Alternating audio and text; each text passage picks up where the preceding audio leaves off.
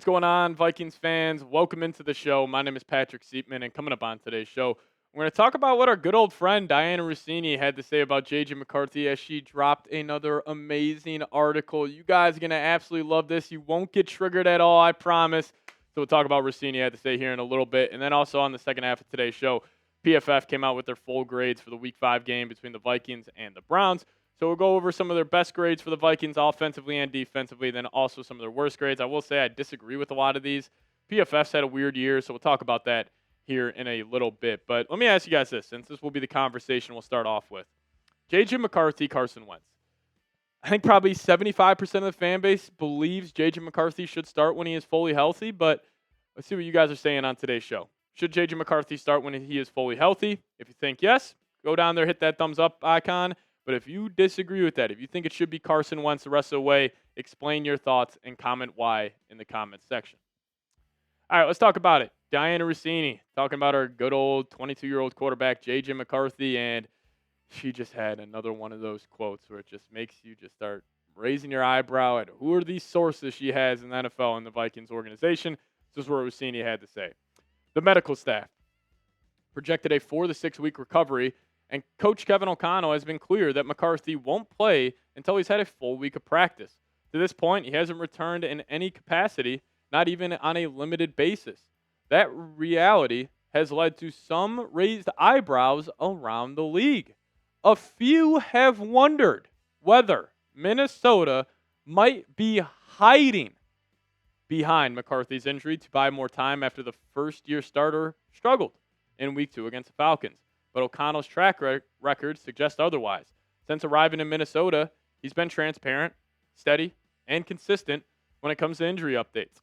Never the type to play games for a competitive advantage. Are we serious? Why is that article coming out? The Vikings are hiding behind an injury? Do people, I'm serious when I ask this. Do people really believe this is a fake injury? Where KOC, and I'm not saying like a fake injury, like JJ didn't hurt his ankle at all, but maybe they lied about the severity of the injury. Do people really think like JJ has a sprained ankle and that Kevin O'Connell and JJ had a conversation? It was like, hey man, you didn't play too well during the first 2 weeks. You know what? We're gonna sit you down. We're gonna let you, really rest this ankle up. Are people serious? Knowing Kevin O'Connell has so much on the line with developing this guy, are people even if there's 1% of people. Are people really, really buying into this? What are we doing? But Russini gave an injury update because apparently she's got sources in the organization. She said this: I've been told by multiple sources that McCarthy isn't healthy. Wait. So Russini. So is he healthy or is he not? I thought this was soft benching, but now you're saying he isn't healthy. And while the target return has been Week 7 against the Eagles, it still could be longer. So Russini saying McCarthy might not be back for the Eagles, that's pretty much confirmation to my end that McCarthy is going to be playing out there. So now you're saying that people think he's not fully healthy and he's not going to be back for the Eagles, but then you were just saying 20 seconds ago that the Vikings are covering up this injury and it's not as serious as it is. Well, why wouldn't they have had him, practice in limited capacity over the last couple weeks? I just don't get what her shtick is. I think, honestly, Dianna, she's actually a smart person. She understands that, chumps like me are going to make a full video about this and give her, the clicks and the headlines she wants, but I just really don't understand this. Do people really believe that this is a soft benching by Kevin O'Connell and this injury is fake? Come on. Let's just use our heads a little bit. I don't think that's real at all. I think JJ is going to be back out there Week 7, as he should be. This is JJ McCarthy's team. He needs the reps. We got to develop this young guy. We've already seen him take strides in that Bears game. First 3 quarters, terrible. Turned it up in the fourth quarter. Week 2 against the Falcons, didn't play good. Offensive line was terrible. He missed practice on Thursday. Short week as well. I'm just going to chalk that up to, hey, early career just mishaps. Where all these young quarterbacks early on in their career, they'll have bad games. It's going to happen. But this is JJ's team. You need him to develop. And also, for all the people who criticize this organization about getting playoff wins and we got to win a playoff game this year. Are we going to win a playoff game with Carson Wentz? The answer is 100% no.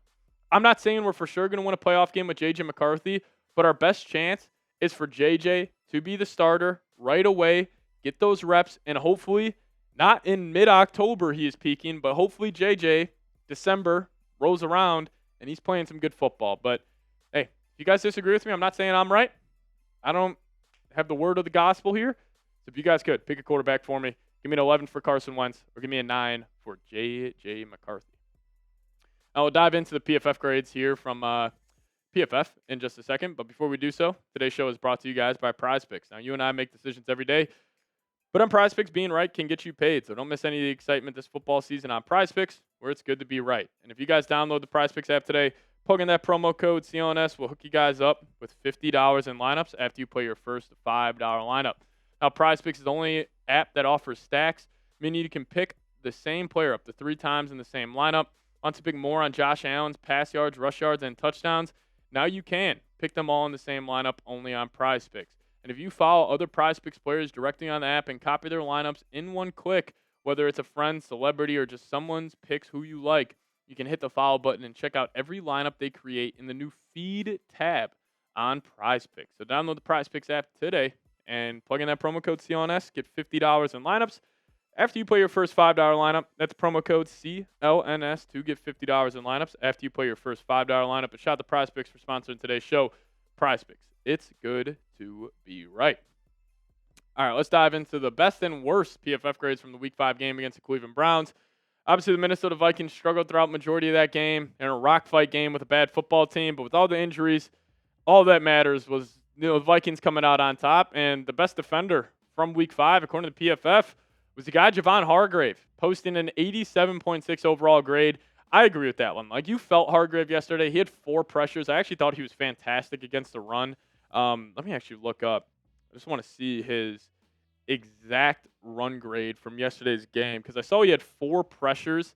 And listen, Hargrave's been struggling majority of the year. So his run defense grade, highest one of the season, 69.8, but his pass rush grade yesterday specifically was 85.4.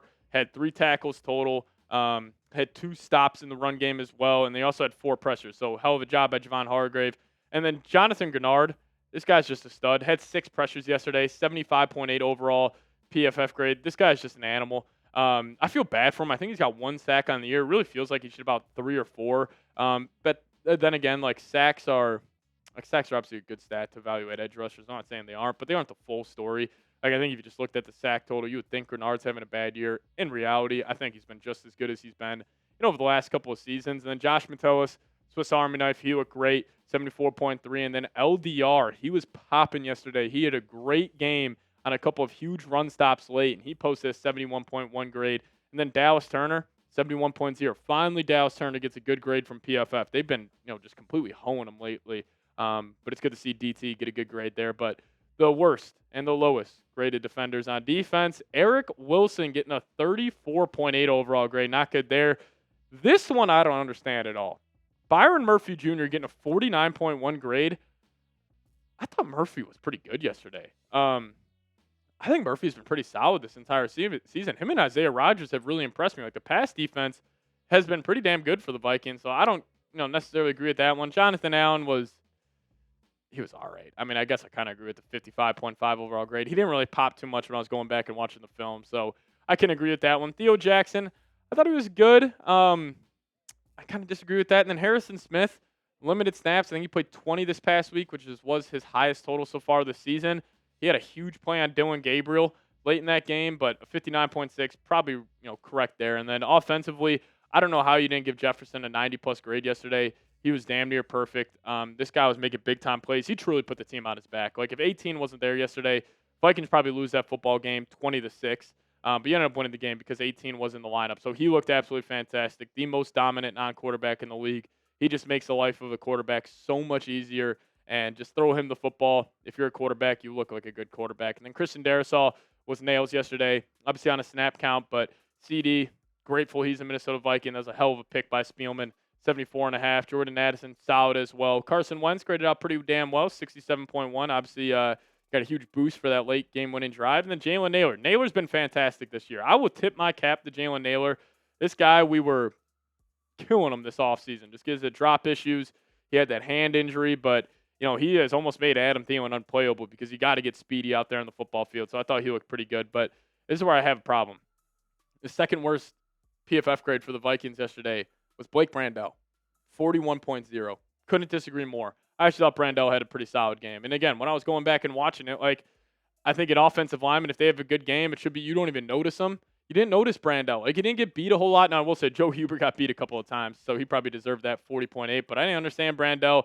Xavier Scott, when you have a fumble as a running back, he only played in 14 snaps. You're going to get a low PFF grade. Josh Oliver, don't know how you got there. Caught a 32-yard touchdown. He was good run blocking yesterday, so I disagree with that.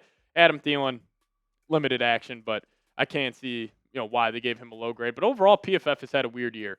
Like, and maybe they're just seeing it differently than I am, but I just don't get it. Blake Brandel, 41.0. I just can't wrap my mind around that. But if you guys made it to the end of today's show, we appreciate all of you guys for tuning in. Just hit me with a skull down below in the comments section. And we'll see you guys next time. As always, Skol Vikes.